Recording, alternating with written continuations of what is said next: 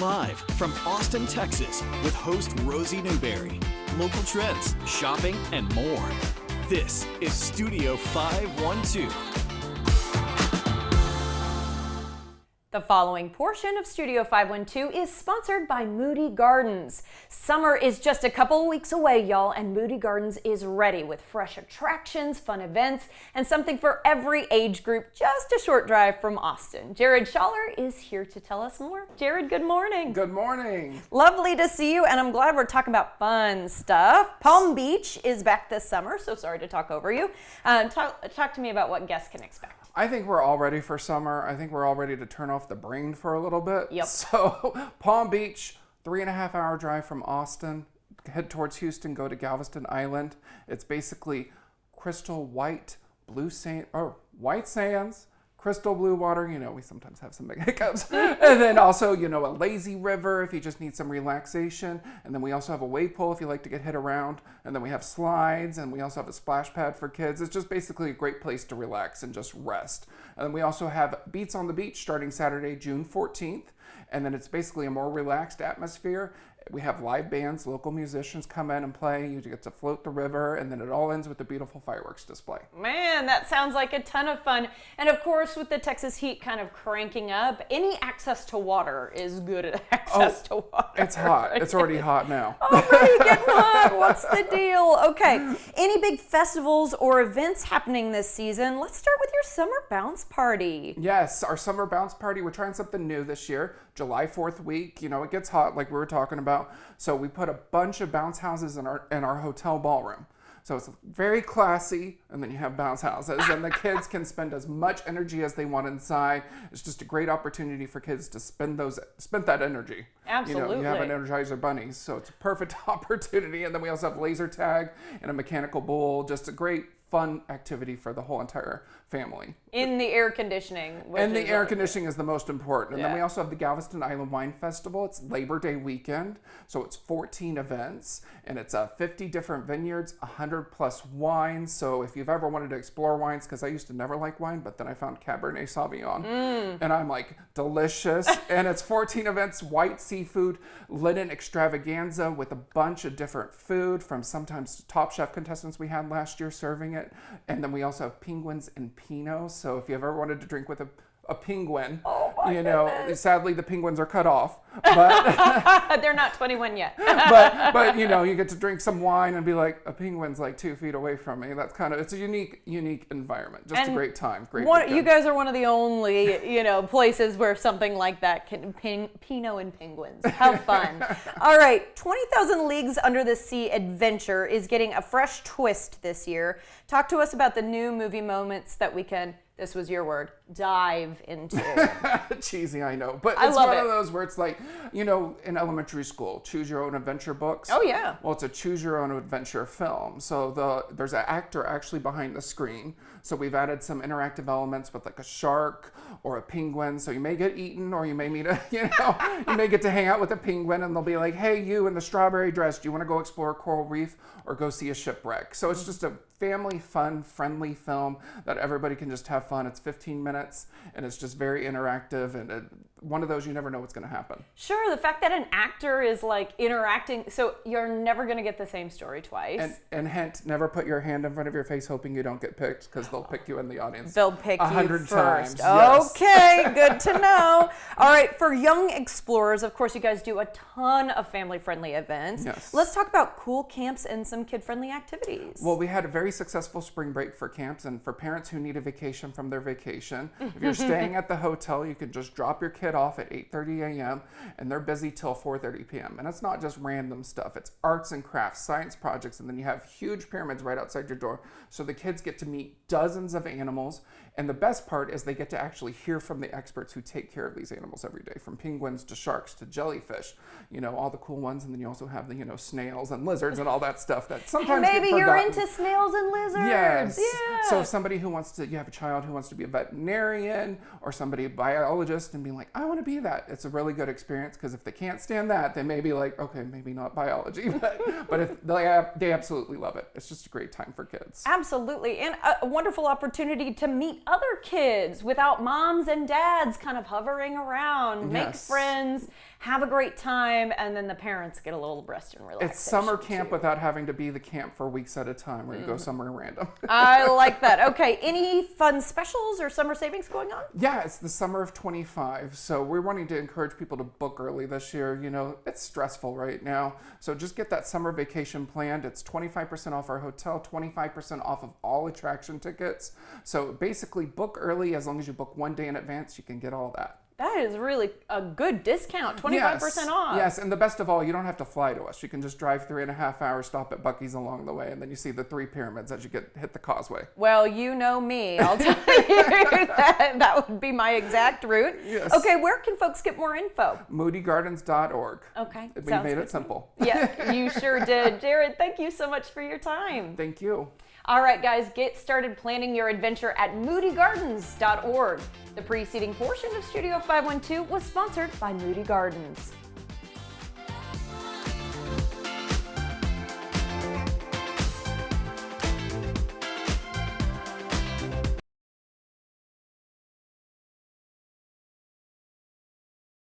The following portion of Studio 512 is sponsored by Broad Theater.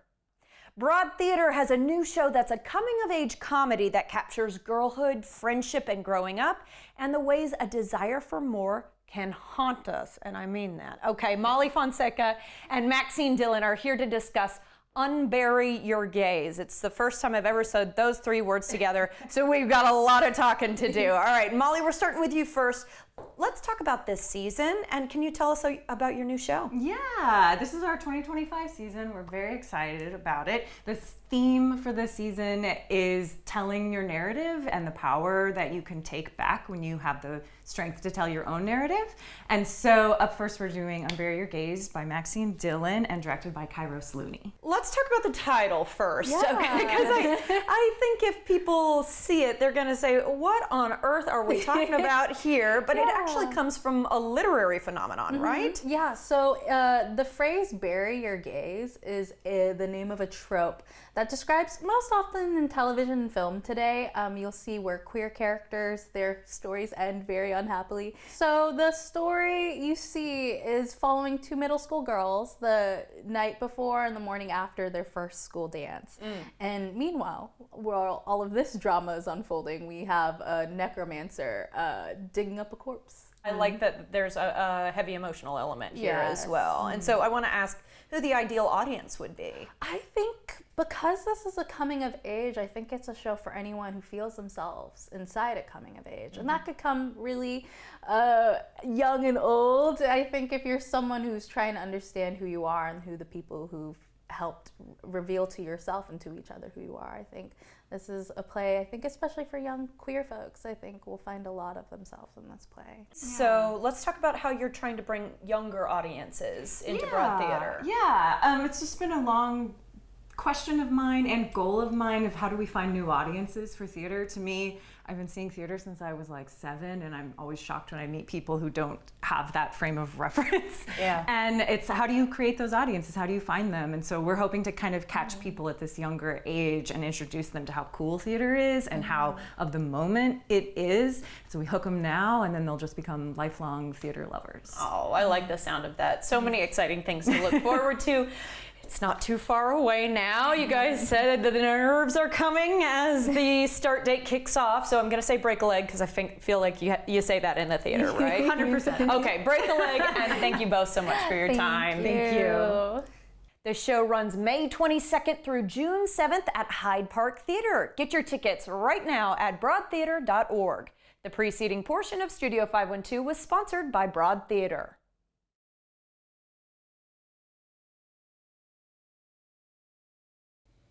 Welcome back, everybody. As the weather is heating up, so are Austin's social events. The iconic Hot Luck Festival returns this weekend, Memorial Day weekend, and Executive Director Neil Maris is joining us, along with Amanda Turner, chef de cuisine of one of my favorite restaurants, Ola May. Y'all, good morning. Good morning. Thanks for having us. Of course. All right, Neil, we're going to start with you. Can't remember off the top of my head how long this fest has been going on now, but it's a pretty big deal. So if you wouldn't mind, just remind us a little bit about the festival and what folks can expect when they walk up. Yes, it's been going on since 2017. It's a 4-day food and music festival. We're at 4 different locations this year for the food event. It's at Franklin Barbecue on Thursday night. Because I know Aaron was like instrumental in this. It's kind of his brainchild. Yeah. Thursday is at Franklin Barbecue, and that one's called Giddy Up. Friday is at Assembly Hall, and that one is called Night Moves. That's a brand new event for us.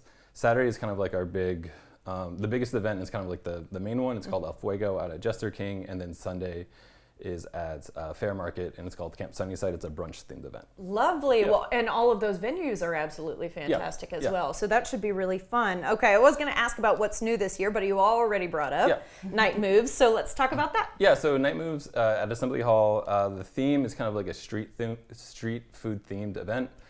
So I people love this theme. Yes, Yeah, that's yes. a good theme. Yeah. Very fun. So it kind of has like an 80s cinematic theme to it, but everyone's just kind of creating something that you get on street food. I think like the main tent at that one is East Coast Seafood Tent, so where we have 3 chefs just doing their take on some East Coast classics. Wow. Okay. All right. My husband would love that. All right. Let's talk about El Fuego. First of all, Jester King. I love it. If you have not been, go and see the goats. They're amazing. Yes. You have They're to see the amazing. goats. They're so cute. It's so cute. Okay. And Jester King has a ton of space for Yeah. people to come out there and Yeah. have fun. And the goats are one reason why we went out there. So initially, El Fuego was at a place called Wild Onion Ranch. It closed, but they had longhorns, and so we just kind of switched the longhorns for goats. Okay. But yeah, so it's a big sprawling. It's a live fire event, so all the chefs are doing some sort of grilling, of some sort. But yeah, it's just it's one of the better events that we do. Yeah. Yeah, sounds like a lot of fun. Okay. Talk to us about some of the participating chefs because, yes, we are honoring local, but also we're bringing in some big names. Yeah, so chefs come from all over. Some of the, I guess, bigger ones are Amanda Schulman from Philadelphia, the Event Tide guys that are doing they're doing a lobster roll on Friday night. Some more like locals are Becky Mason from Houston.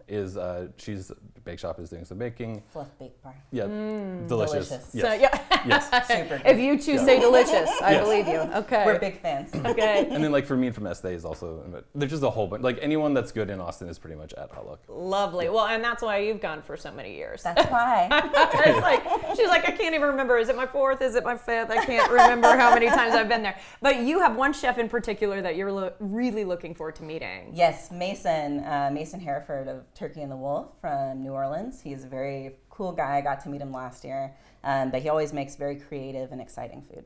You said he owned a sandwich shop, so Yes. I don't know how to picture it. But it's he nothing must like be, what you expect. Okay. I was like, a really good muffaletta or Kind of. But like as far as the vibe, think like the Grateful Dead, rollerblades, and Legos. That's the vibe. Oh, okay. All right. Well, interesting. Kind of a throwback vibe. Totally, Okay. yes. I like that. All right. Can you tell us, if you wouldn't mind, what it feels like to participate, just since you've been a part of the group for so many years? Of course. One thing I love about Hot Luck is that it is kind of feels like you remember summertime when you're a kid and like you're getting out of school and you get to go have fun. That's what it feels like. It's like really kicking off the summer. And there's just so many different kinds of chefs, so much kinds of food, and the music is fantastic. Like you just don't really see such an inclusive kind of event. Cool. And in my opinion, it is the best event in Austin. Thank you. Oh, that was a really nice compliment right there, Neil. And then you said as well, like, because I was asking, do you educate people, you know, when they walk up and that sort of thing? You're like, no, girl, it's dinner and a show. Yes. Like, I finally get to show you how good I am at what I do. 100%, and especially El Fuego is all live fire cooking. Yeah. So you get to see chefs in their element, actually like working with heat, working with different kinds of grills, smoking. It's just really exciting and super cool. And this, whatever we're looking at right here on a plate, smells absolutely incredible, y'all. It smells so good. And so is this going to be part of your El Fuego offering? It is. Okay, talk to me about it. Yes, so this year El Fuego, I'm actually representing my pop-up, the Fiery Talon. Okay. We are a cult of sorts. Well, at least you said it out loud. Well, the whole thing is we want you to join us. Ah. So what we do is we make fantasy-inspired food, and it's usually very spicy. What I brought today is not super spicy, but we have a focus on a lot of unique spices in general. particularly Szechuan peppercorns and a little bit of Japanese influence. Okay, a little bit of kind of going Asian style. Yes. So you have some toppings to finish these off. Yes, I do. What have you done so far, just so we know? Yes, so whenever you're buying wings and you want to grill them, grilling is one of my favorite ways to cook them, but not super common. Personally, I always brine them. So I brine them overnight in a 3% brine, salt brine. Okay. And then you dry them off. And I just bake these in the oven at 400 for about 20 minutes. It dries out the skin. So when you put it on the grill and you glaze it, you get this beautiful char. Okay, because the char is gorgeous. The char is the best part. Yeah. Okay. Knowing that a brining is like an important step of this process helps me out a lot. Yeah. They also have like this beautiful like glaze gorgeousness on them. What Yes. is that? So this is a whiskey honey glaze from Olame. So this is kind of like me bringing the two worlds together. Cool. We do fine dining Southern cuisine, so it's always fun to bring in some of those elements. And we get local honey and we use rye whiskey. All right. Okay. So then the toppings for the wings go as follows. Yes. So first we're gonna add a little bit more glaze because you can never have too much. Also, it helps to tamp down some of the spice. Okay, so I can tell that you're a fan of maybe kicking people's palates up a little bit. Yes, and one thing I will say for sure that's going to be happening at the actual Hot Luck event is we'll be doing the Fiery Talon Challenge. And offering a extraordinarily spicy sauce to go alongside these wings. Good luck. For those of you that are willing. And then I have this curry spice mix, which has some I Szechuan love peppercorns in the it as look well. of this. I was like turmeric for sure, Yes. but you said curry as Yes. well. Yeah. There's also some Korean chilies in there. And like I said, Szechuan peppercorns, which make your mouth more numb and less like flat heat. Okay. It keeps it interesting. Keeps it interesting. You know, you have to have fun. I feel like I'm getting punished, but with good food. That's the goal. That's the goal. All right, some nice cilantro maybe going on top. Yep, we got some cilantro. We have some chives because a little onion never hurt anyone. And then these are actually beni seeds. Well, I'm glad it didn't just say sesame. Right. They're actually the predecessor to the sesame seed, and they originally come from Africa. Whoa. And Okay. were super popular in the South, especially in I the love when I get to learn early something. American times. Yeah, and say the word one more time. Beni. Benny. Yes. Okay. All right. I'm writing that down. It's the one thing I learned today. Thank you so much, Chef. All right. Let's talk about, Neil, the music. She mentioned it. It is fantastic. It's a growing kind of element here. What's going to be going on? So we have 3 venues that are having shows all weekend. High Noon, Hotel Vegas, and Mohawk. High Noon is doing kind of like a kickoff party for us. It's also a Spaceflight Records benefit show. Great. So yeah, so that Because I do know it's a nonprofit, isn't it? it's a nonprofit record label. Yes. So that will be on Thursday. Friday, the Spits are playing at Mohawk. Saturday, White Denim is also playing at Mohawk, and then Sunday, kind of to close everything out, Hard Proof is playing at Hotel Vegas, and we're also doing karaoke inside of Volstead. Oh man. Okay, so we're gonna hear the opposite of good if I show up, but that's okay. And then just real quickly before we let you go, your charity partner. Who Yes. does this go back to? The Southern Smoke Foundation, It's the Southern right? Smoke Foundation. They're based out of Houston. Chris Shepard is kind of like the ringleader of it. They kind of have 2 different main ways that they help out chefs. One is through if somebody gets hurt or if there's a natural disaster, they're able to help send some money to help people get through. I know they were very helpful in like with North Carolina with silver. And then also they have another thing that they call Behind You. That's for mental health. So you get free mental health services. Wonderful. Yeah. That's something that we're really passionate about 100%. here. Yeah. So like there's So- yeah. And I know so often restaurants can work on fine margins, and Correct. after Exactly. the pandemic, we've seen how quickly Yes. you can be affected by Truly. something that has nothing to do with you or your restaurant. So Right. Yeah. I think it's a really cool org, and I know tickets are still available, so I'm going to tell Yes. people about that right now. But you guys, thank you so much. Thank And I'm going to you. eat this little plate of wings. Thank you so much once we go off Enjoy. camera. All right. For more information and to get tickets, y'all visit hotluckfest.com and follow them on Facebook and Instagram at hotluckfest. We'll see you there.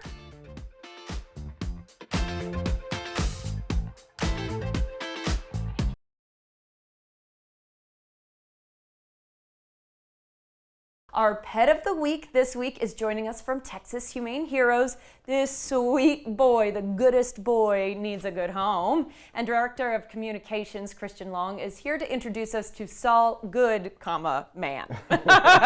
So I think if people have seen a certain set of shows, they might recognize that name. Oh yeah, Christian. no, Good morning. we've had a lot of fun with the puns Okay. about his name on social media. Tell us a little bit about Saul.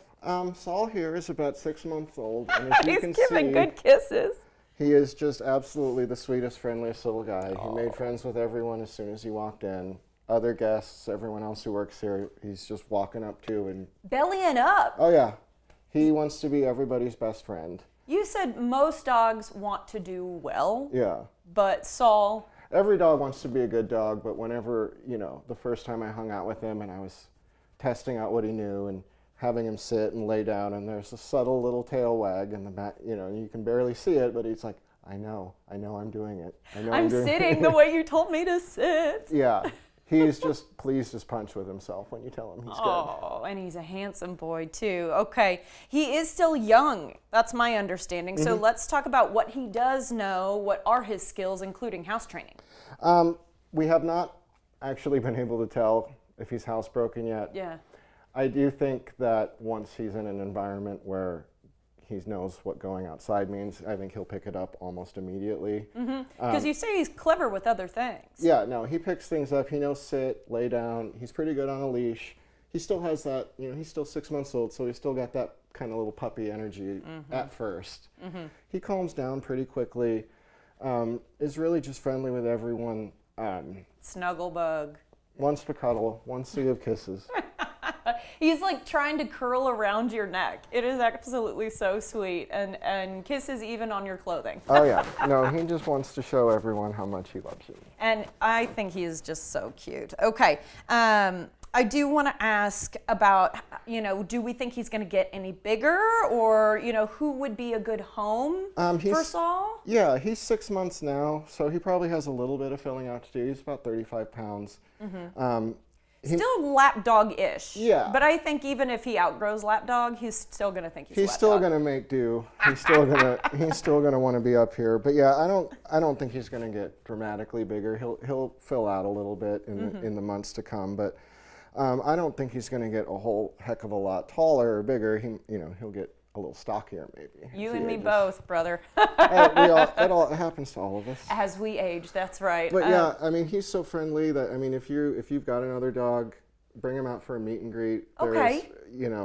We anytime we're open for adoptions, you can bring your dog out, have him meet. But we Saul. think he would maybe be good with other dogs. Oh yeah, I think he would be great. He's friendly. He wants to play with everybody. He wants to cuddle with everybody. He's friendly to the other dogs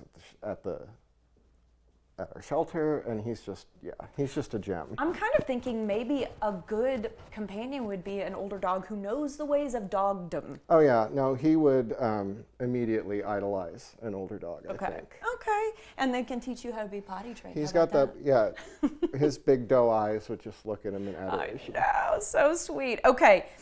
If Saul is not your cup of tea, it would be hard to imagine, one. But there are still plenty of other options, because I could not believe this number. You guys took in 45 animals last night. Yep, we have been partnering with the Best Friends Rescue Network, and they dropped off about 25 dogs of various ages and about 20 cats. Wow. All of various ages, but yeah, if Saul's not exactly what you're looking for, we have an abundance of pets, especially in this 6 to 8 month old range, which is it's a personal favorite of mine. They're still cute and puppy, but they're over they're over the worst destructive phase.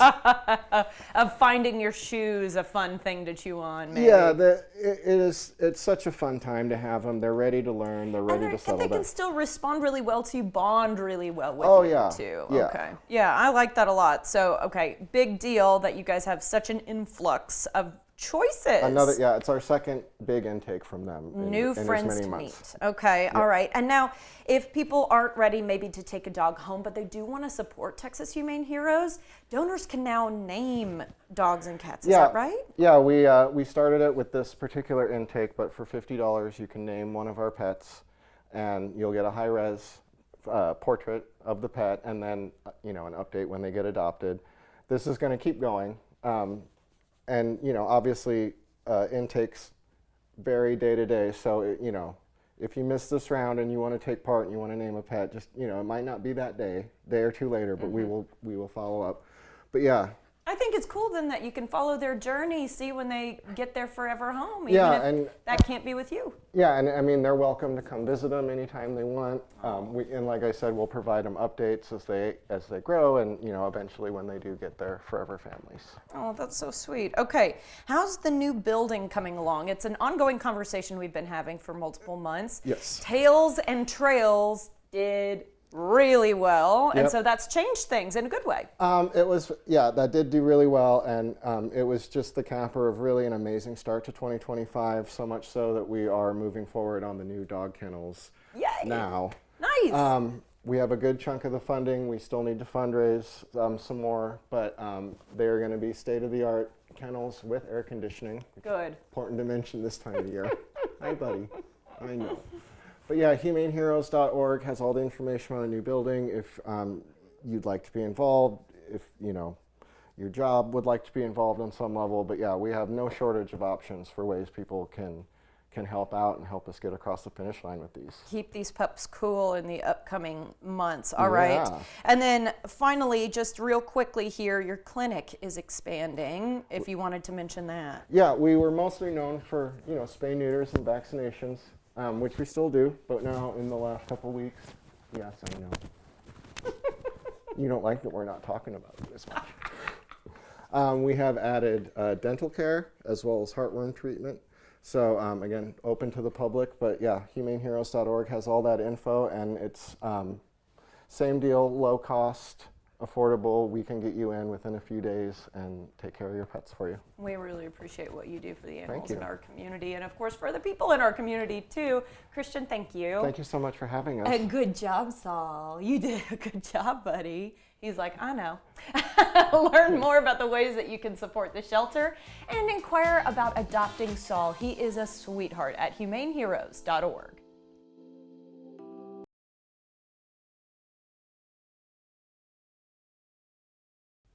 Welcome back, y'all. Different plants, of course, have different needs. Lance Robertson with plants.org is joining us today to discuss which plants need more rays and which need more shade, especially as we're heading into our sunny and hot season of the year. Good morning to you, Lance. Good morning. Lovely to see you as usual. And I want to first ask about why sun and shade requirements, because I feel like you can see it on the card. Sure. Right, when you buy a plant. Why are they so important?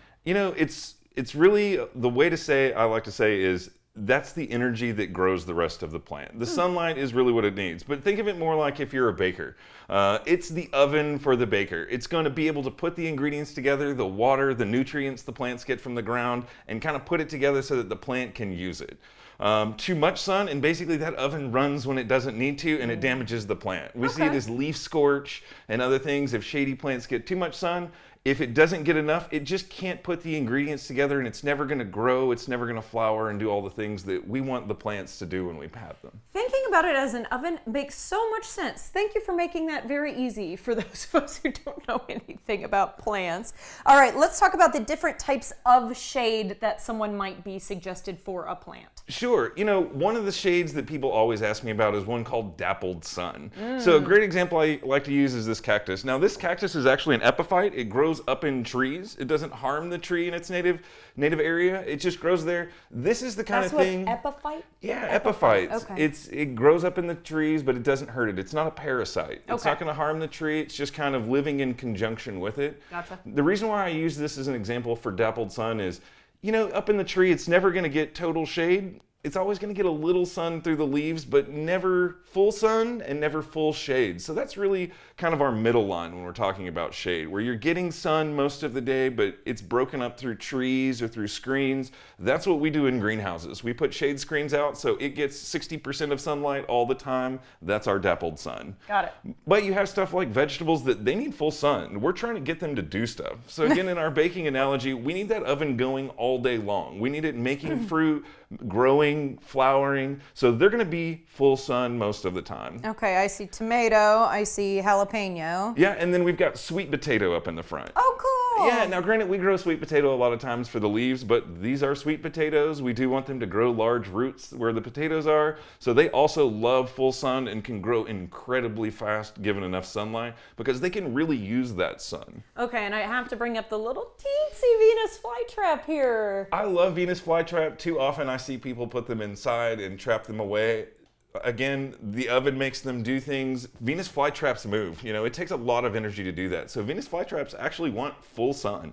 Lots of water, lots of sun, and they do phenomenally well in a lot of different climates. Okay, good to know. Just want to make sure we're talking about all the plants here. Have we touched on this? No, so this is actually Citrosa. This is one of my favorite geraniums, and it's because it's the one that we make citronella out of. It's the mosquito plant. The mosquito plant. So it has a great familiar smell to me. Certainly if you've got some, taste or aversion to the smells of bug spray, you might smell it and think that it smells like bug spray, but it's just a geranium. It's another one that generally can take full sun, making that oil, making the scent, gives it a lot. But in our hot Texas summer, it can't really push through all the water that it needs. So this is one that I really like to have about partial sun. Okay. So I would say early morning sun is great, late afternoon sun is great, but give it a little shade in the afternoon. I really think these are great, especially below something like a crepe myrtle. It can get that shade when it needs it, but it's got sun the rest of the day when it doesn't. And I do love a crepe myrtle. Okay, what are we talking about over here? Finally, we're going to go into the shade. And a lot of people think if it's shady, it can't have color, it can't have flowers. Obviously, things like the orchids that are up in the front flower for days. The coleus that's in the back, just the leaves themselves make the color. Yeah. That way the plant doesn't have to spend as much energy making flower color. It can make it through the leaves, still have some interest, and it's something that you never have to worry about looking plain. It's always going to have some color in your garden, especially in those shady spots that sometimes are hard to find something beautiful. And we've got to talk about this gorgeous orange plant, which you said is originally native to Africa. Yeah, this is Chrysandra. So the other thing we often see plants that love the shade like this Chrysandra does is we'll see glossy leaves, and that's to keep fungus and other things away from it. So if you see real glossy but larger leaves, a lot of times it's great for the shade. It can get light when it needs to get light with the big leaves, and then also stay away from some of the common problems we have in the shade like fungus.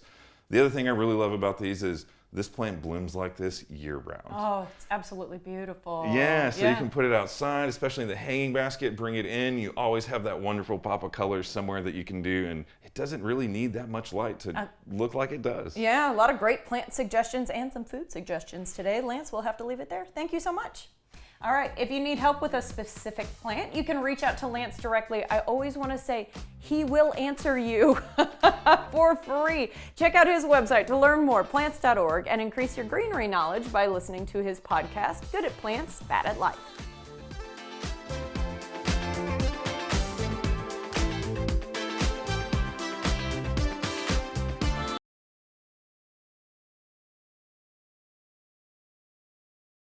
The following portion of Studio 512 is sponsored by Wendy Bar Beef and Wendy Bar Ranch.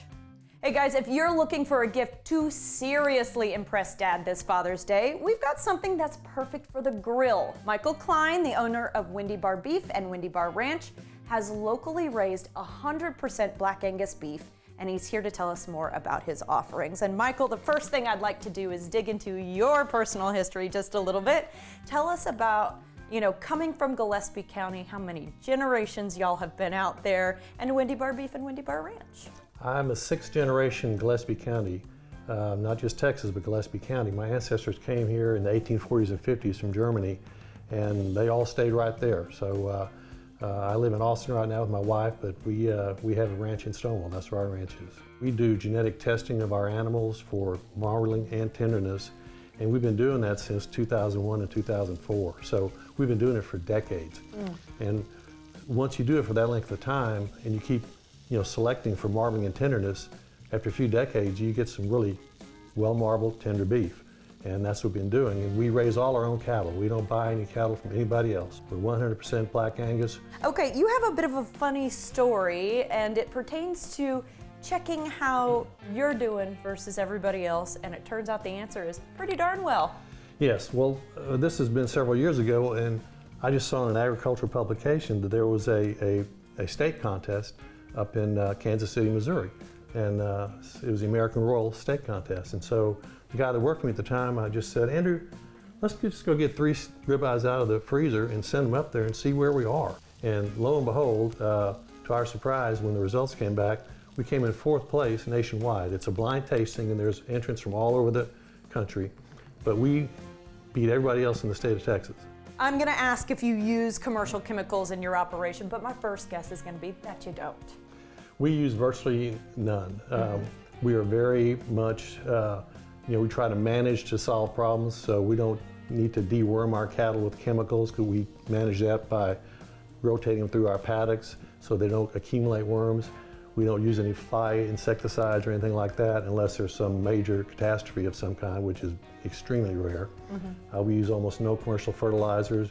We're very much, we try to stay away from the big pharma products. We just want a very natural product. And you're probably going to go home and cook this tonight. I will, yes, I will. Yes. Someone who really believes in what he's creating.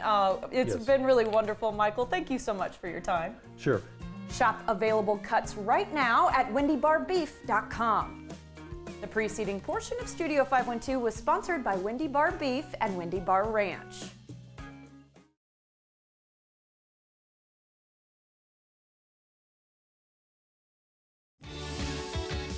We have a lot of fun here on Studio 512. If you missed any of our great segments, be sure to check out our website where we like to post the fun things we do.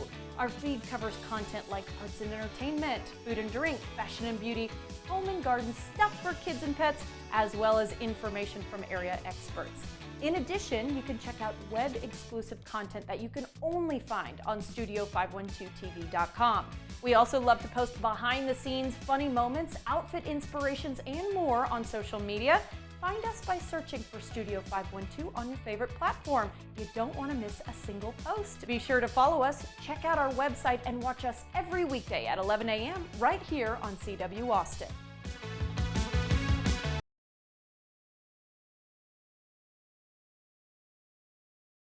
Content segments during Studio 512 were paid for by Broad Theater and Wendy Bar Beef and Wendy Bar Ranch.